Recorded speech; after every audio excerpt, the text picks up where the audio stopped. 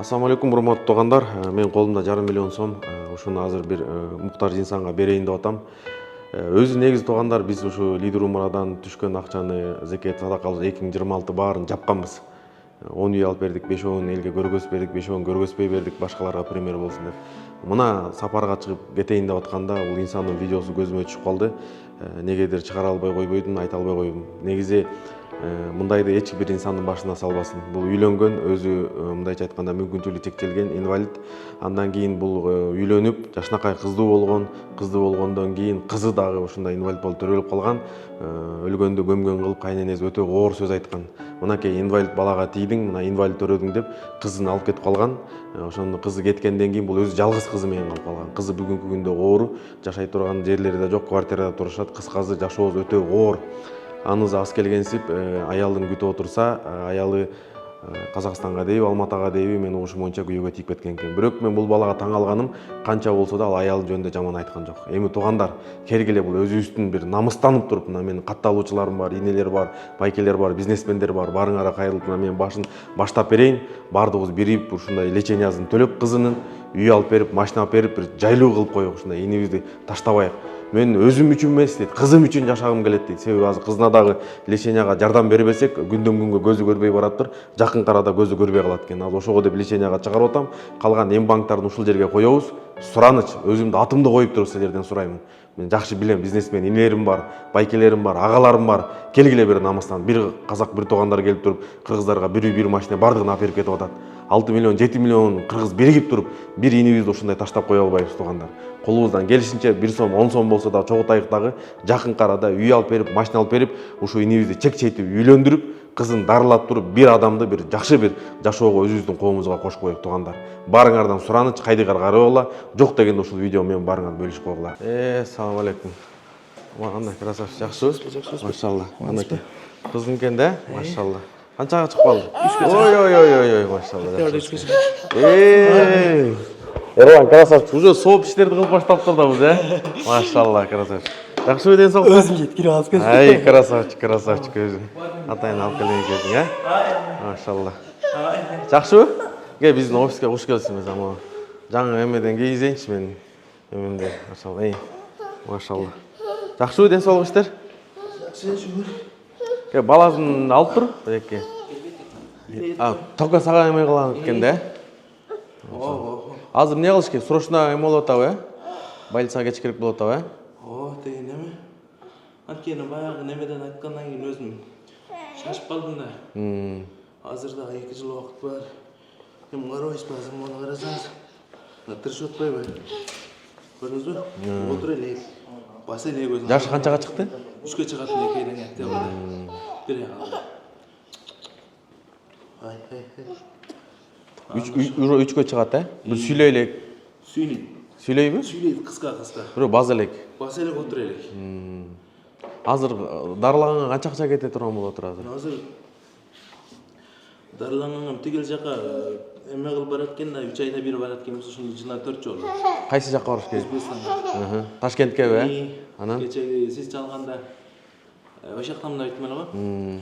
Ошондо ошол врач өзү келип, ошондон консультация алып, жүргөнбүз да. Ошондо ошентип айтты, муну жанагы МРТга түшүрүп келге деген да. Жана жер тукадап койт экен. Андан биз билген эмеспиз да, ошондон өтүшпөптүр. Муга 3 врач 3 башка диагноз койду да буга. Могу Беспалова деген клиникада ядерный ДЦП бир нерсе деп койду. Карабайсызбы, мойнунда токтой элек.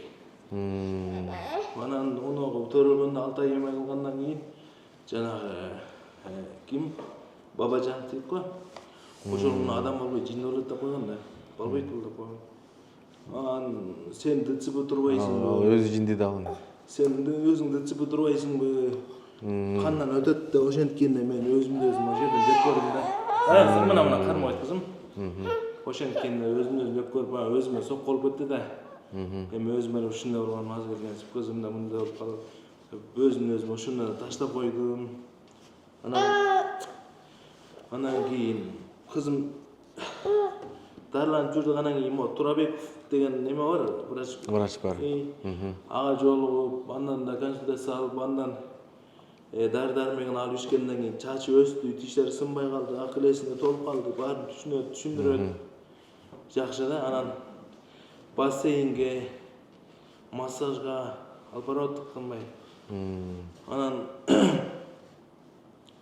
биздин немебиз дагы көп жалаң таксимен жүрүшкө туура келет да. Маршруткага да түшүп аракет кылып көрдүк, бирок эми ал кээде отура элек да жүрүп кетет. Ошондой да, жыгып кетесиң, антип кетесиң, кээде орун бербей калат. Анан таксимен жүрүшкө туура келип калат да.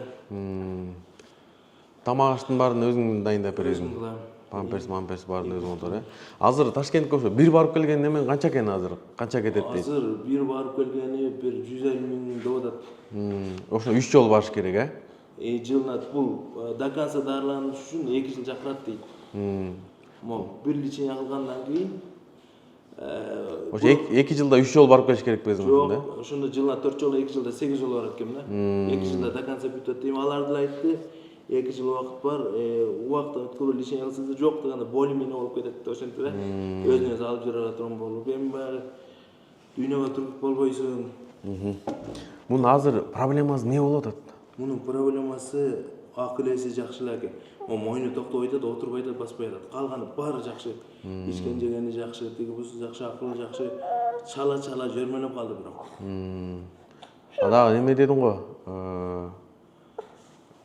Эртерээк тездирээк дарыланбаса, көзү көрбөй калат экен да. Эмеден мээден бир нерсе деген жана МРТ түшүрүп барганда ошону көрсөтүп айтты. Мунугуну көрдүңүзбү? 2 жыл эметпиз, бул барган сайын ошону дарылантпаса, ошол барып көздү алып коюшу мүмкүн экен да. Анан жүрөгү оорулуп кеткен, тырышып атпайбы? Дальше тырышпай турушу мүмкүн экен. Бирок мурдага караганда жазылып калды, Все, ничего камар, сенде эч кыжалат болбо. Кудай буйруса, баары жакшы болот. Такси менен жүргөндө деле баягы немеде. Эми мынтип жөн отурбай, тигин сыңарбайт, муну сыңарбайт, өзүм дагы мынтип түшкөндө калгаларды теп алам. Анан сүйлөнөт. Булгадың, антиң, анан ушундай кызды өзүң баккандан көрө госкөлө тапшырып кой да. Деп өзүм деле мындай жакын эле адамдарым айткан учурлар болуп атат, дагы элечи. Ничего, иншалла. Аллах Таала ар бир нерсенин артынан жакшылык берет. Нетип берем. Апасы чалып турабы? Жок. Сурабайт. Акыркы жолу ошол на уездде буга Өзбекстанга барабыз деп загран алганда сүйлөштүм. Анан загран тапшырып, анан на уезд деп эме алыш керек экен, доверенность. Мен жок бара берет дегенчи, антпесе таможнядан кыйнай берет экен. Анан ошондо алдым, ошондо сүйлөштүм, 3 жылга деп доверенность берди. Анан ошол, анын бөлөк турмушу бар, балалы чакалы болуп калган дагы. Башка жака тип бөлүп окутат да? Казакстанга да. Сен азыр өзүң үйүң жок, квартирада турасың. Баса квартирам да бүгүн сатылып кетти. Бүгүн сатылып кетти. Сурандым, 1 ай күтүп туруңуздар, мен ал жака барып келейин, 15 күндө келем, анан бошотуп берейин деп айттым. Эрлан да бар болчу, бул эмне болду дейт. Анан мен айттым, дос, үй сатылып кетти. Мен намаз окуйын деп отурамыз, бирок өзү тыгылдап ана чыкса эле үйдү бошотулат, сатылды. Ошо үйдүн ээсинин туугандары келди. Ошол кезде анан мен айттым, жезеге да түшүндүрдүм. Мен мына Ташкентке барып келе алайын. Ошол жакта экөөң эле жашайсыңбы? Ал жак тиги үйдөбү? Ооба. Экөөбүз эле жашайбыз. Бул шаарда менден кийинки карындашым турмушка чыккан, өзү менен өзү. Эми ал да бирөөнүн көзү карандысы эмесинде. Ничего, сен биздин бир тууганыбызсың. Сен кыжалат болбо. Биз өз негизи мен өзүм сапарга кетип аткам. Сага жолугуп кетейин деп, сенин видеоңду көрүп, бизнесмен байкелер бар, биздин катталуучулар бар. Жоопкерчилик алып туруп, Кудай буйруса, биз сени вообще үмүтүңдү үзбө. Аллах Таала сабыр кылгандан артында ушундай жакшылык болот. Кудай буйруса, мына азыр менде бул жакта биз өзү негизи быйылкыны бүттүргөнбүз да. Бирок айыл мейли деп дагы алып чыгып, 500 миң сом сага. Сен мындай кылып тур. Ооруларыңды, нар жак бер жактарын көргөзүп тур. Кудай буйруса, бизнесмен байкелер бар, инелер бар. Мен билем туугандар, силер. Мен суранып атам силерден, өзүмдүн атымды коюп суранып атам туугандар. Биргеликте келгиле, бир намыстанып туруп ушу инибизди мынакей. Азыр мындай энелер көп таштап, мына эркектер көп таштап кеткен болсо, бардык эркектердин ордун мына ушул иним өзү жапты да. Элестетип көргүлө. нормальный балабызды биз кара албайбыз. Нормальный балабызды ооруп атса сыртка чыгып кетебиз да. Бирок ушундай ооруп калган кызын таштабай, чыныгы Кыргызстандын эркеги деген, чыныгы мусулман деген наамды ушул инибизге бериш керек туугандар. Барыңар көрүп отурсаңар, мынакей казак бир туугандар келип эле кыргыздарга жардам берип кетип атат. Кантип эле биз намыстанбайбыз?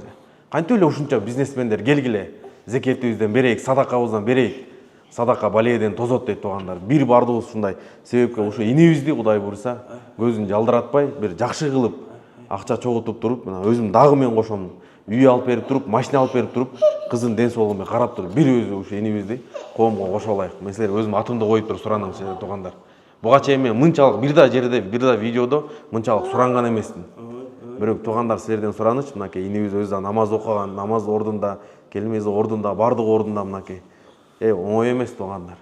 Бир күн биз нормальный балдарыбызды карап кала албайбыз да. Бирок бул инибиз мынакей сабыр. Канча жылдан бери төрөлгөндө? 10 айында калган. Почти 2 жылдан бери калган. 2 жыл 10 ай, 2 жыл 2 ай болуп калды. Кирим барын өзүң жууп келесиң. Кирим барын өзүм. Бүт эле кылып көнүп калдык, баягы башкасында байлар жорго деген чынекен. Баягы муну 2 жолу жуунтуп, жумаса кийинтип, турмак башына алып, андай мындай кылып баарына эле көнүп калдык. Анан кээде такси байкелер да кызагылат, тигинтип, ошол убакта түш жерден токтотуңуз деп түшүп алган. Кудайым ошо 4 дөңгөлөк болсо да кичинекей машина койчу деп суранган учурлардын. Иншалла. Машинада болот, үйдө болот. Сен Кудай буйруса кыжалат болбо. Азыр сен эртерээк немең барып келе бер. Ташкентке качан чыгасың, Кудай буйруса? Могу неме болуп атат, могу мен менен менден кийинки үкөм да барат, эми көпчүлүккө басып жүрө албайм, мондойдо көтөрүш барып келди деп атам, анан билет кымбат экен.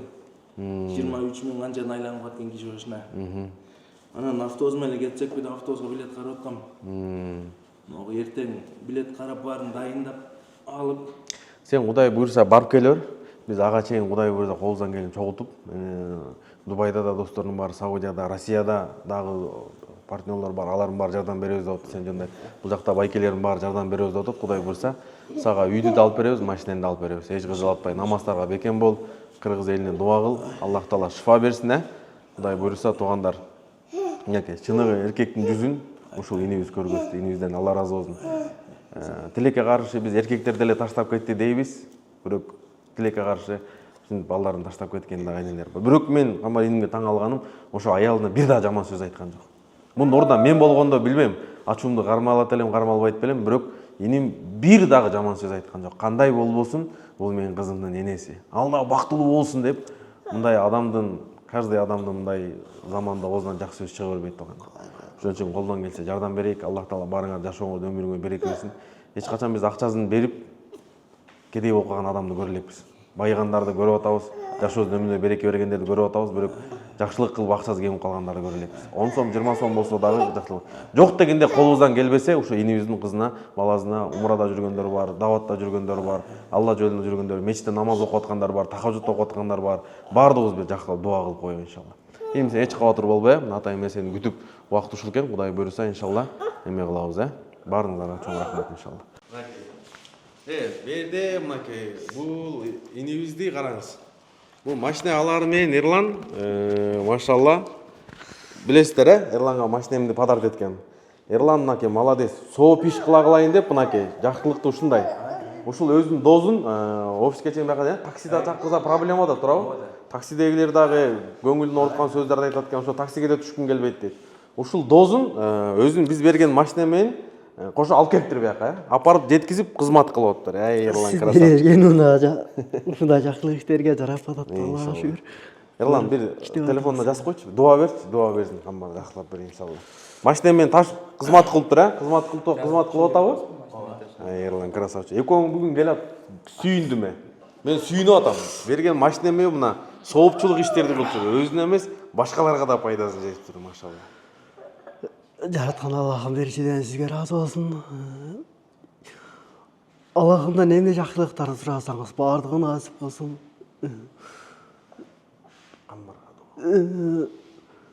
Кичинекей кыздын айыгып кетишине Аллахым эртерээк шифасын берсин, эртерээк жакшырып кетсин. Эл катары чуркап кетишине Аллахым өз салымын берсин. Баардыгыбыз Алланын колундабыз, эртерээк жакшырып кетишине болгон күч аракетти жумшайбыз.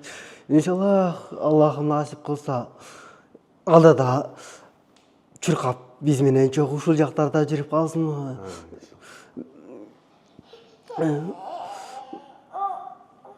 Ушул кыздын айыгып кетиши үчүн колдон келген жардамдар керек элден. Албетте буюрса алдыда чуркап кетет деген үмүт бар. Kızım baldı. Ma тийген жок kızım, sağa тийip koydu atpayбы. Baldı. Учурдан пайдаланып ушул жардам көрсөткөндөргө биринчиден могу биринчи чыгарып берген могу видеону ал жардам менен сом чыгарган да. Анан ошондон көрүп Адыл Акжолулу деген устаз журнал чыгарып берди. Ошондон калсы көрүп анан сиздерге кабарлаштырды. Аллах Таала барыңыздарды билбеген, биз билген, биз көргөн, биз көрбөгөн, биз уккан, биз укпаган жамандыктардан сактасын. Аллах Таала асман жерден келген балелерден сактасын. Мына сизге чоң рахмат эке, Калысбек устазга ошондой эле Алтынбек деген караке бар. Алда дайыма жардам берип келатат, могу 5000 сомдон 10 000 сомдон жардам берип турат. Анан баса белгилүү айтып кетчү нерсе баягы Аскар деген аке бар ушул жакта, таанысаңыздар керек, ал да жардам берип келатат. Анан Бегай деген бир эже бар. Ошолор дагы дайыма ай сайын 1-2 жолдон акча салып пайдашка кылып турат. Муну кыл, аны кыл деп. Барыңыздарга Аллах Таала ыраазы болсун. Кимде ким жардам кылып ихсан кылган болсо, барыңыздардан Кудай ыраазы болсун. Өзгөчө Калысбек устаз сизге, жалпы Жумурай журтка, кыргыз элине, колдоо көрсөткөн жалпы элге чоң рахмат. Аллахтан кайтсын. Биз азыр сурап аткан болсок, биз да бир учурда ушу сиздердин катарыңыздарда чоң элге кызмат кылганга баарыбызга насип болсун. Баарыңыздардан Кудай ыраазы болуп, Кудай өзү сиздерге ыраазы кылган болсун. Рахмат кем болбоңуздар. Экөөңүздү үйлөндүрүп туруп, Кудай буюрса той кылабыз жакында, Тойдо өзүнүн тамада болобу экөөң. Мына, мен араз бир 2-3 Лидер Умра компаниясынын астына келдик. Анда дагы ушул бул жакты негиздеген жетекчиси Билим Майнаев менен жолуктук да. Буга чейин жолугуп көрдүңүз беле, сүйлөшүп көрдүңүз беле? Кандай сезимдер болуп атат азыр? Буга чейин жолуккан эмесмин такыр эле. Бул кишине ушундай жөнөкөй деп деле ойлогон эмесмин. Баягы телевизордон, интервьюлардан баягы чоңдорго квартира, тиги бул спортсмендерди колдоп атканда, ушул устазга дагы бир жолугуп койсок, жолуксам, ушундай бир айтсам деп ойлочумун. Анан Кудайдын керемети, кудурети ушул экен да, баягы күтпөгөн жерден ырыскылантып коем деп өзүнүн айткан убадасы бар эмеспи? Анан мен иштебесем, интпесем, үй жайга, тиги буга, унага качан жетем деп ойлоп койдум да. Анткени азыр устаз сөз берди, убада берди, үйдө болот деди, машинада болот деди. Эми ал күндө калса эмес. Кудайга шүгүр. Калдайган калың эл бар экен. Ал күндө батыраак болуп калар буюрса. Жалпысынан эң жөнөкөй болгондугу үчүн устаздардын баардыгы жамаат ушул даражага көтөрүп атат. Барыңыздардан Аллах Таала ыраазы болсун. Кудай буюрса сиз айткандай ошол күндөргө жеткирсин. Унаалуу болуңуз, үйлүү болуңуз, анан айтты го, үйлөнүңүз, анан кийин тоюңузда тамада болуп берейин деди. Кудай буюрса ошол тоюңузда жолугалы. Рахмат, кем болбоңуз, бар болуңуз.